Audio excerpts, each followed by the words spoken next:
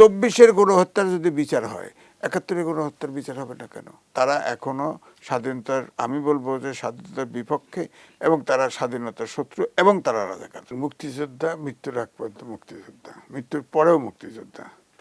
তাকে রাজাকার বলা যাবে না, কারণ রাজাকার তো এটা আমাদের দেশে যারা 71-এ পাকিস্তানি সোলজারদের সহযোগিতা করেছে। ইসলামিক ছাত্র সংঘ ছিল, তার প্রধান যে ছিলেন তিনি কিন্তু আলবদরের প্রধান হয়েছিলেন। ছাত্র সংঘ, এরা সব রাজাকার, এরা সব রাজাকার, স্বীকৃত রাজাকার। এবং আপনি দেখেন এখনো, এই কিছুদিন আগেও ইসলামিক ছাত্র শিবিরের একটা সংকলন বেরিয়েছিল, তখন কিন্তু বলেছিল যে 71-এ কিছু লোক ভুল করে পাকিস্তানের স্বাধীনতার পক্ষে ছিল, আল্লাহ তাদের ক্ষমা করুক।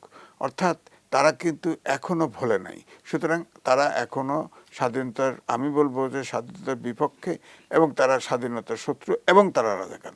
হ্যাঁ, সেই, এবং যতক্ষণ পর্যন্ত আপনি দেখেন গণহত্যার অনেক সময় বলে, পাকিস্তানের পররাষ্ট্রমন্ত্রী আসছিল না, তার সাথে কথা হলো, তারা ক্ষমা চায় নাই। একটা গণহত্যা কি ক্ষমা চায় শেষ হয়? গণহত্যার বিচার হয়। 24-এর গণহত্যার যদি বিচার হয়, 71-এর গণহত্যার বিচার হবে না কেন?